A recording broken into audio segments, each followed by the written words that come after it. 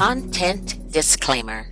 The views expressed in this video are solely those of the host, collaborator, and contributor and do not necessarily represent the views of Royal Productions OWC LLC. We encourage diverse perspectives and open dialogue. If you have any concerns, please contact us at info@royalproductionsowc.com. Thank you for being a part of the RPOWC community.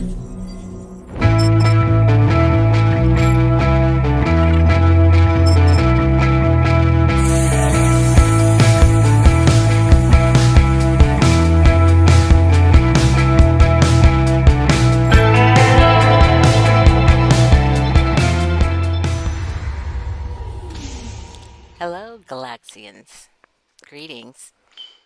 So we're at the second episode, commodifying or commodification of relationships. And I introduced a book to you called Rethinking Commodification. And this subject in that book is actually talking about the commodification of sex, which I'm not really interested in because it goes into sex tourism and the difference between men and women who participate in sex tourism, and poses the question: is there a dual element to when women do sex tourism as opposed to when men do sex tourism?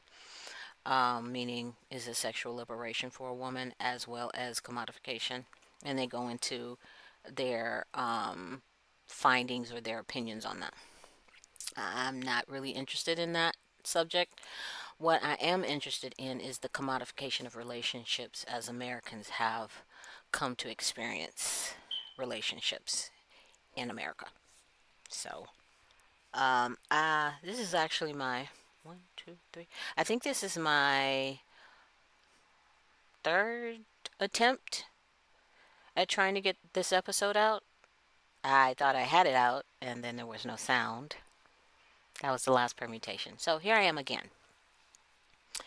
And I got my talking points. And the thing about relationships as Americans have come to be conditioned about relationships is that the pinnacle relationship is the romantic relationship.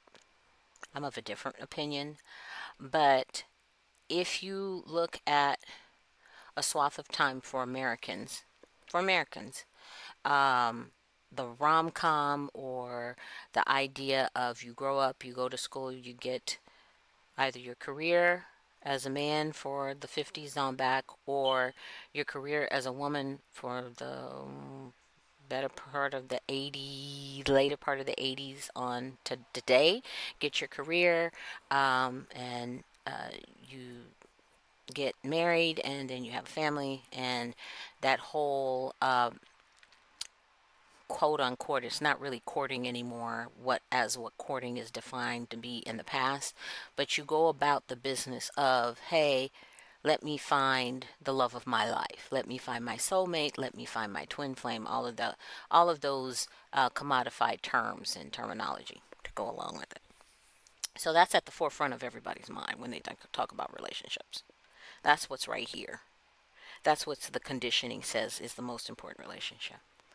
But the thing about relationships and human beings is that there are upticks in the most um, prevalent reality of engaging in relationship with another human being, and that is emotional risk. There could be a physical risk, but that's with everything in the environment, including human beings, right? You'd be at a physical risk with an inanimate object. You could be at physical risk um, with another person who you do not know, stranger danger, and all that stuff. But the thing about it is, I think we got it wrong. Opinion. I think we got it wrong. I think the most important relationship is the relationship with the lowest emotional risk. Let me explain myself. When you make it your priority to find a significant other, you're putting yourself at a percentage of emotional risk out the gate. Now, it can be debated what people's skill sets are in America when it comes to hey, I have the ability to attract a mate. That's up for debate. Who's at what skill level and et cetera, et cetera. But that is not the most important one. Um, it's the one that has a high emotional risk attached to it, but it's not necessarily the most important one. The most important relationship you could have in a society. In a society. I'm going to get to the relationship with yourself and what infants infants actually are exerting the highest emotional risk without any type of choice involved. That's why it's really high emotionally risky for them.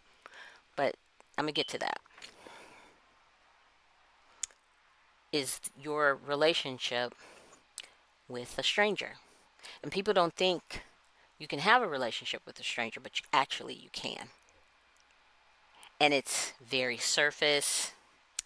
It's very, I can uptick the intensity and downtick the intensity at will, at leisure, as you see fit to engage with another human being. That's totally up to the two people who are actually experiencing each other in each other's space. Because let's define what a stranger is: someone who you do not know, not necessarily know as in as not as what we call what familiarity. You could be familiar with somebody, like say somebody wants to report you with somebody and they want to put aside biases. They can be familiar with you in their environment. Doesn't necessarily mean they know you, but they are familiar. The thing about that is it's a type of relationship that human beings engage in all the time without being conscious of it. It's literally in our background awareness until something comes to the forefront to say, hey, ding, ding, ding, ding, ding, ding, ding. Yeah, there was a stranger. And then blah, blah, blah. And then they start putting all their stuff in it, right, to describe this person that's been in their environment, whatever. And the thing about that is you're actually in relationship with people who you hold space with, but never uptick the intensity of any type of emotional risk. There's already inherent physical risk with strangers because you don't know them, and because of the way that we're made up neurologically, we're we're made to be aware very quickly what does not fit in the constant pattern that we say is a safe pattern to be in, right? We experience our personal spaces in a specific type of way that connotates this is a safe place for me, I shall stay here. This is a place where I can get resources, I shall stay here. This is a place in which my psyche has a certain level of, hey, I'm feeling all these release of chemicals. This is not a bad place. This is a good place. I'm experiencing good chemicals here, right? Did you know that you're in relationship with people who you hold space with, but you don't interact with? Just because there's no interaction doesn't mean there's no relationship going on. Just because you're not literally acknowledging as you pass by like two ships in the night doesn't mean there's not a relationship going on. Because if things happen and you get corralled into being intensely aware of each other's presence as opposed to it being just in cursory or just in the subconscious, I am aware that this person exists in this space. I don't interact with them. Doesn't it doesn't erase uh, the potential to uptick that engagement. Right now, the engagement is flat. There is no engagement, right? With people who are in your neighborhood, you don't necessarily interact with all of them, unless there's some type of cultural societal effort that says you must do this with all of your neighbors, unless you have that protocol or edict in your society as a thing, But I'm talking from the standpoint of, you know, West LA specifically. I'm in relationship with these people. They're strangers to me. I don't know them, but we're in relationship. It's not that high of emotional risk. I don't have to acknowledge them, and they don't have to acknowledge me. We can have a high buy relationship. That's an uptick, believe it or not, where there's no interaction, which is at zero, at flat, at base. And then there's an uptick of high buy because, hey, I've seen you before. Yeah, I've seen you before. Hello. Hello. Right? Do you know that that's the level of relationship you need to perfect in order to justify putting yourself at a higher emotional risk for a friendship? Because we could be strangers, but I could still have reservations, or you could still have reservations about me, and we respect each other's. We're the type of people who have a reasonable makeup about ourselves psychologically that say, hey, okay, so I say hi bye to this person. That's the level where we're both comfortable. I don't, there's no imposition upon me, and I don't feel the need to impose upon the other person, right? That's a level of relationship. Did do you agree? Put down in the comments if you agree with that. Because some people say, if I don't know you, I have no relationship with you, which is untrue. That's not true. Interaction or engagement, active engagement, in which all of your five senses are actively engaged in doing a back and forth exchange of expression, ideas, and presentation, and all the stuff, all the things that we intake into our amygdala, our brain, to go and process in our head what we're looking at, what we're hearing, and all that stuff. That doesn't necessarily, that's not the necessarily needed for a relationship. You're in relationship right now with the people who you occupy space with. And occupying space doesn't necessarily mean you're in close quarters. You're in close quarters if you're in an apartment building of 20 or more units, 10 or more units, 2 or more units. Most people, they don't want to know their neighbors that intensely and that deeply if they're in an apartment scenario. Even in close quarters to neighbors in houses, right? But you still are in a relationship.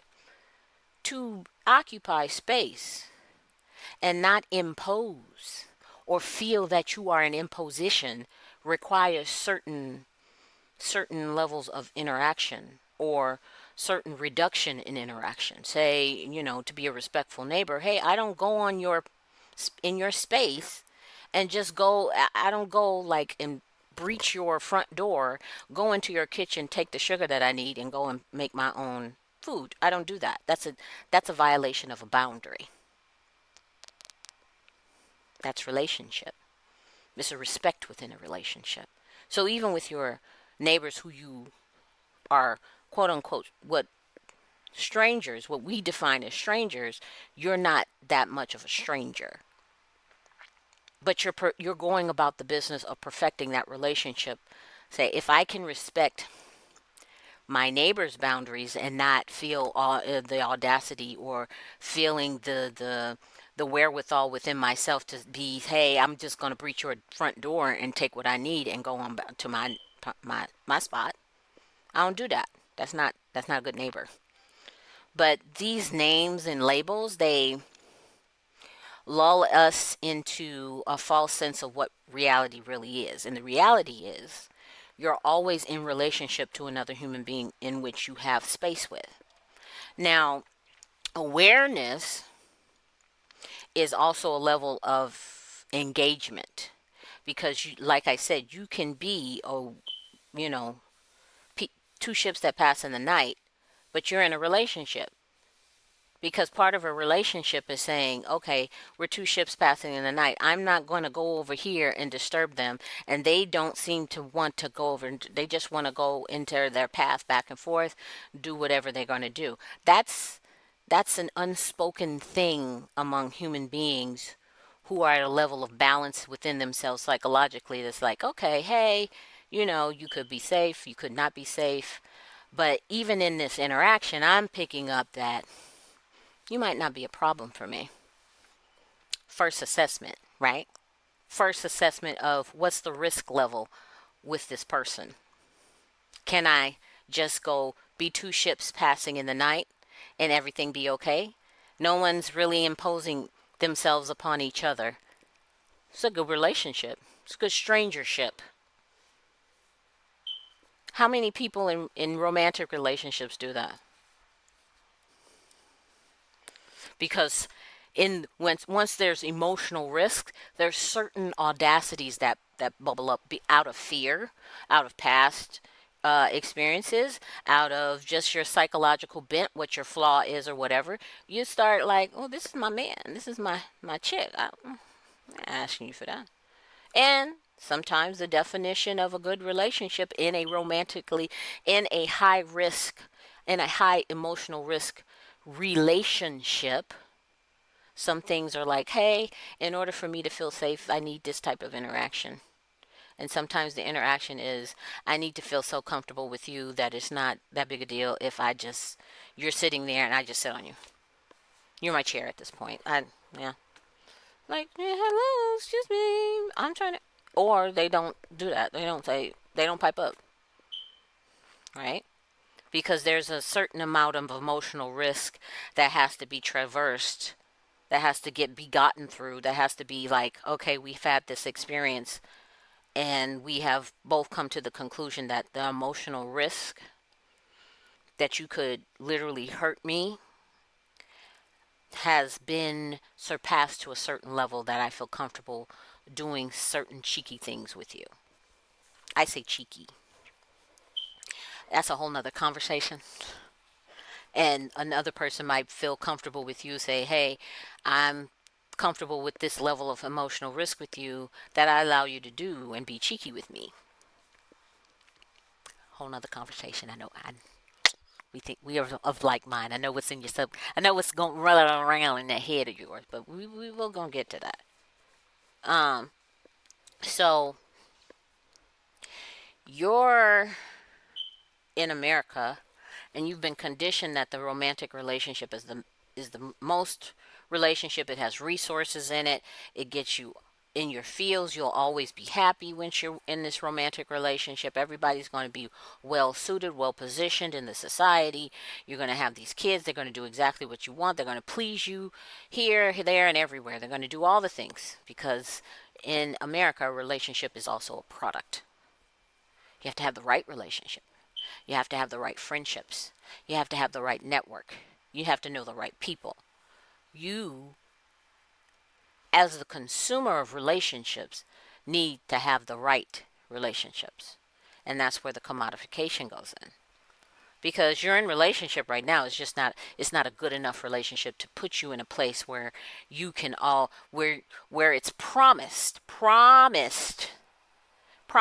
that you'll always be in this state of feel good chemicals. It's just going to be rattling in your head for a majority of your existence while you have these right relationships. But the thing about it is, it's a fooling, it's a trick of trade, manufacturing, and commodity and exchange and sell and buy and trade. It's really a trick. It's not real. You're already in relationship to other human beings on the face of this earth because you hold space with each other. It may be tumultuous right now, may be chaotic, may be frenetic, may be dangerous and deadly, but it's still a relationship. It's just a deadly relationship. It's a relationship with extreme emotional risk being played out. Okay. So I mentioned strangership, and the thing about it is we're all in strangership with each other. It is a relationship in which we do not have deep familiarity with each other. We don't know each other's hopes and dreams, nor we probably don't even care. We don't have any knowledge of what makes us fearful, and we probably don't even care because we're going about our own life. We're more self-centered at that point in a strangership. Self-centeredness is literally accepted because you're strangers, but you are also in a relationship. You have assessed to a degree that the place that you hold space, if other people are in that space as well, whether at a distance or at a reasonable close quarter to remain strangers, you have settled in your internal assessment that the risk to be around these other people are at an acceptable level, that a sense of safety is reasonable to experience here. It's that you don't have to run away in fear every time you enter the space and you have to run right the fuck back out. It's not like going in a cave every day where you know problems are in it, but your source of food is there. There's a resource there that you must traverse the dangers in order to get it. It's not like that, right? So you can literally be in a relationship like that, living in amongst people that you do not know, that there is risk involved in being around them. There's a level of risk that you've accepted being around other people. There's a level of risk. It's just not a high emotional risk. You don't love these people. You don't hate them, but you don't love them. You're kind of neutral. To be neutral is to not experience any high emotional risk. And the safety has been assessed because you're living in a society with laws and law enforcement, and you know if something pops off, you reasonably have an expectation that you can find something to get you safe or keep you safe or make you safe or bring back the sense of safety that you may have lost in a moment interacting with somebody who has elevated the risk for you for interacting with them. Because this is about risk. Interacting with any human being is about risk taking. You don't know them. You don't know them. Getting to the point in this conversation, children, infants who have no choice, they've been brought here by people. They've been brought here by people that have their own agenda for having them here in the first place. Society gives all types of meaning to that, all types of point of view, all types of perspective about why that is, and that's good and that's bad. And point of fact, children do not ask to be here. They actually are entering into the highest emotional risk relationship a human being could ever have, because when you get here as a human being, you have no ability to physically protect yourself. The only way you can communicate is through a cry. And your human ability to forget all of the bad shit. Somebody will literally, at a later date, have to hypnotize you in order to get you to go back and remember some shit. And even people in the ether of being a human being in life throw their shade on that practice as, well, that's not legit. Those memories are bullshit, you know. But it's a coping mechanism so that you can put one foot in front of the other and continue, and not just yeet yourself right back out as you came back in here. I don't know what the statistic is among little people who are like free, because two, you don't have the mind to do something. You do it on an accident if you yeet yourself right back out as you came back in, right? Everything is mostly because of an accident. Not Munchausen syndrome, but the one they're sleeping in the crib and they're gone. I don't know if there's a statistic for unaliving yourself between the ages of 3 and 7. I know I've know like real specifics. It's really it's rare, I think. I could be wrong. I need to look up some facts, but I could be wrong. This is off the cuff of my head. But I don't think there's like this epidemic of 3 to 7 year olds eating themselves back and saying, "Oh hell no, this shit is beyond the pale. I'm out. I have made the risk assessment, and none of this shit's worth the risk. I'm out." Even at the baddest Terriblest. Kids just endure until they get some capability about themselves to get themselves out of whatever negative situation they have found themselves in. But the person who takes the highest risk against their own fucking will is an infant human being. They enter into the highest emotional risk relationship, which is with family. Not a romantic, because that's by choice. You don't have to be involved in any romantic relationship with any human being on the face of the earth. That is a fucking choice. That is not a fucking requirement to have a fulfilled life. You do not have to be involved with anyone romantically as a matter of survival.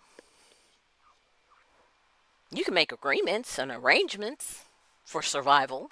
That happens all the time. But a romantic one? You don't need that. You can survive without that. You can survive without it. Some people may say, "Well, that's a sad existence." Well, I don't know. That's a value statement. That's a subjective opinion. Some people are quite fine without the romantic involvement to another human being. Some people want just to be two ships in the night. It's peaceful. No one's imposing themselves upon the other, and they're able to go about their business without ever a frenetic incident or a high level of risk, emotional or otherwise. Okay. So there's these levels, right? And America has the advertising, they have the PR, they have the entertainment industry running that shit on repeat, man. Find your soulmate, find your lover, get involved, get not actively politically for your own like living interest. Get involved, get under somebody, get onto somebody, ride it. The music, the movies, all of it. Even in school, who's you got a little girlfriend to the boy. Oh, you got a little boyfriend to the girls. We're not even talking about the other stuff in a different expression of reality. Let's talk about that's heterosexual shit, right? That's our shit. That's our shit. Oh, you 3 year old, you that's so cute. You got a little girlfriend in school. You got a little girlfriend in school. You got a little boyfriend in school in the kindergarten class. You like little Leela. You like Leela. And she like you. You got little Johnny on at the kindergarten. Okay. Real cute, real cute. Like that's the force for that's the what you're supposed to be living for. No wonder people don't know who they are because they're so conditioned to be about a romantic relationship. They haven't even broached or approached or kind of like come to a self meeting moment of the relationship with yourself. Now, what type of risk is in that? What type of risk do you think there is in a relationship with yourself? Is it a high emotional risk?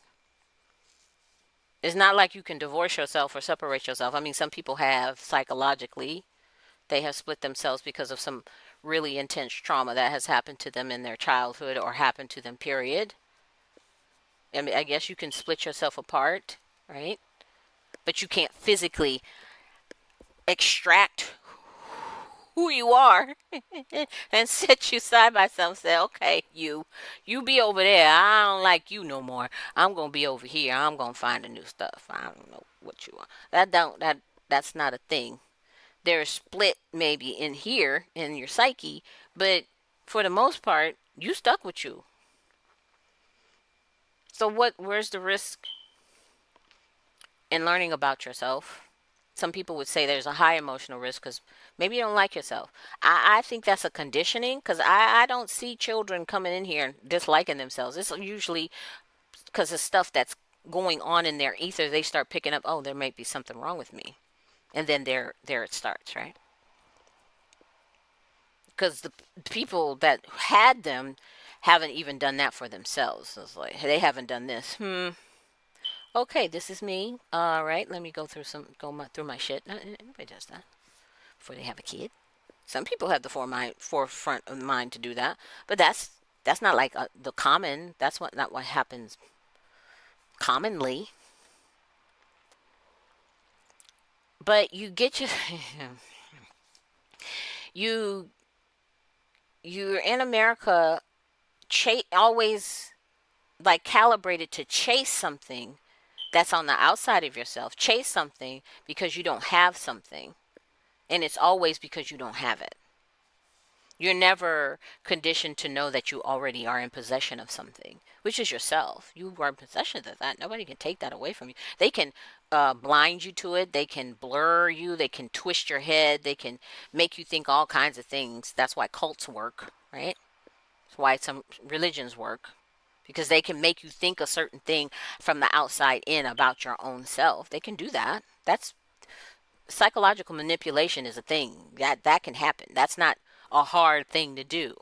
It's just like, why are you doing that? That's why you need to do that. Like, you can't accept somebody as they present them. You can't, because you can't use somebody who you can't manipulate, according to people who need to manipulate people out of their self. So you got the relationship based on an assessment of emotional risk. You actually are already in a relationship with people who you occupy space with. I call that a strangership. And if you can't perfect the strangership, why are you advancing to a level of emotional risk? You're not really ready yet. You don't even have a good relationship with yourself. What you doing? Huh? You believe the hype of the commodified relationship of romance. That's the pinnacle. That's what you need. People now, after the pandemic, they're coming to some type of realization. Is that worth it? Especially in the way we have set up society. Is it worth it? Is it worth it to be in a relationship with a romantic relationship with another human being? Is it worth it? And I'm not just talking about heterosexual relationships. There's same-sex relationships. You know, the pan thing. All of that has emotional risk in it. All of those permutations and labels don't stop you from being a human being in a relationship with another human being. I don't care what your configuration is of it. You're still a human being in a relationship. You're still a human doing human things in a relationship, right? You make a choice to engage. I mean, people in romantic relationships that have endured over a long period of time or a lengthy period of time actually can be two ships in the night and have resolved, hey, I won't bug you. You won't impose upon me. I won't impose upon you. This works. We got resources because of this thing we got going on here. It's just not as romantic as it used to be. Or we don't define romance as, the feeling, the butterflies, all of that stuff that we define. Oh, this is we still got it. We still together. That intense feeling, all of the chemicals always firing off every time you see them. That part. That's what we define as good romance. Right?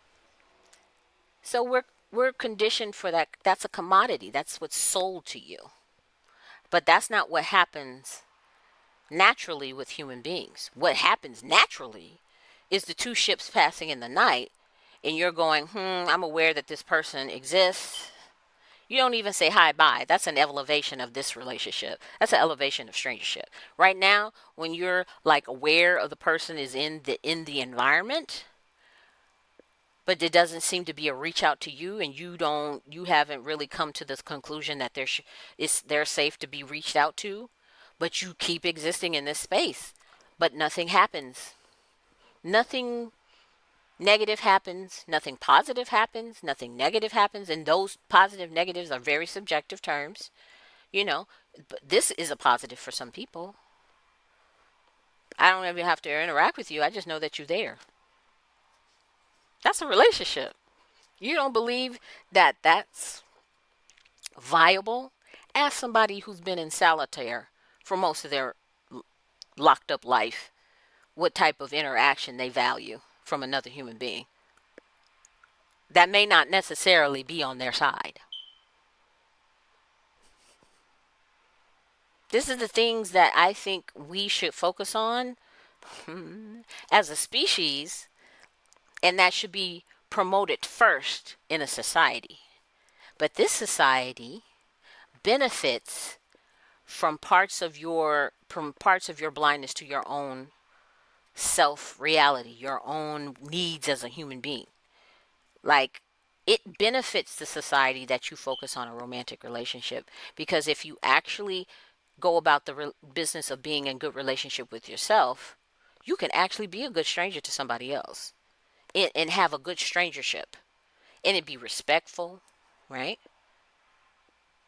I shall not impose upon you, you shall not impose upon me, but we shall occupy a similar or very, kind of common space together. We don't know how to do that right now. There's wars going on. We don't know how to do that. There is imposing behavior happening right now. Two people that's not good strangership. The wars that are going on. I'm not saying the name because I don't. There's nothing I can do about. It's like religious doctrine justifying imposing yourself upon another human being who you do not know, but you're raising this to a level of risk that makes no sense because your religion said this is okay. It's called a divine doctrine. The Catholic Church has recently denounced that we shouldn't have done that, blah blah blah, but they ain't giving the gold back. How about that? Yeah, they ain't giving that shit back. Yeah, that's not gonna happen. They ain't giving the land back either. No, that's not happening either. But that's all that's fueling this is religion. I shall oppose upon you because God says I can't impose upon you. You are of your knowledge is of zero value upon this earth. I am of authority because I am part of the right religion. Therefore, I shall impose my will upon you because God said I can. Because mine is the right thought process. Mine is the right belief. You don't have that belief. You're in the wrong. You're not. It's whatever I do to you is okay. Okay? So that's what drives these types of things. Is no one knows how to be a good stranger to each other. You can have all the beliefs and all the ideas and all of the opinions about what you think that spot is. Both of you are looking at that spot. But to be a good stranger, you see that spot and you say, that's a spot. Yeah, I see that spot. Okay. All right. I think that spot is blah, blah, blah, blah, blah. I think that spot is blah, blah, blah, blah, blah. Okay. Great. And you keep on going about your business. The thing about this society, American society, and the commodification of every goddamn thing is there has been generated risk and inaccurate, curated, I won't say inaccurate, it's been some curated perceptions that says if you would like to succeed in this society, you have to think this way. You have to be this way. Otherwise, you're not going to get any resources. You're going to be left out on the cold. Okay? It didn't used to be like this. Before religion, it did not used to be like this. Now, there were groups of people who were like, hey, they're a little bit dark. But, people had wisdom, and their assessment, their edge was sharp because you weren't in this convenience mode of let me not do things for myself. Let me depend upon entities in order to get the things that I need. You were completely dependent upon yourself to get the things that you need. And you were completely capable of satisfying those needs yourself. Therefore, you viewed your fellow human being differently. Maybe the level of risk was at a neutral space. I know the Native Americans of all the different tribes and all the different origin stories and all the different beliefs, they view themselves in a certain neutral way with the exception of some skirmishes here or there that can be, talked about. but they view themselves at a level of neutrality and hey, you are an acceptable risk to me. I don't see an annihilation of all by interacting with you. But here come the colonizers. That's a different level of risk. And if you don't understand what's in front of you, you don't understand what the risk is. You just see people engaging with you, not like engaging with you, not asking, just, I'm going to engage with you. It's kind of like a man who doesn't understand a woman who is in the existence of it, of a space that they both occupy, doesn't necessarily mean, oh, she wants to be talked to. Oh, she wants to be engaged with. Some men just engage with you whether you want to be engaged with or not. Same thing with colonizers. I am going to engage with everybody on this fucking planet because God said this is my divine right to engage with you, whether you want me to engage with you or not, and impose myself upon you. I say the spot's this way. You say the spot's different. Your viewpoint is of no consequences. It's illegitimate because of my belief system. I'm going to impose upon you. That's not being a good stranger. That's not being a good stranger. We can't do strangerships, but that's not the relationship that's promoted. Romantic relationships are promoted. Not how to be a good stranger to another human being. That's not promoted. That's why you get people who do Karen stuff and they don't know you. They don't know you. They just feel very entitled by the beliefs that they have that they can impose upon you, that your space needs to be run by them or affected by them or incidented by them because you are not of the same mindset as them, so they shall impose their belief on you. But I think I'm coming at the end of my time. And I want you to really think about that. Like put some comments in the put your comments in the comment section. Like this video, share this video, subscribe even, right? Because I'm coming up with more episodes. Hi, and you know, think about it. What are the ways you can be a good stranger? One of the ways that people have not been a good stranger to you. Until next time, Galaxians. Until next time.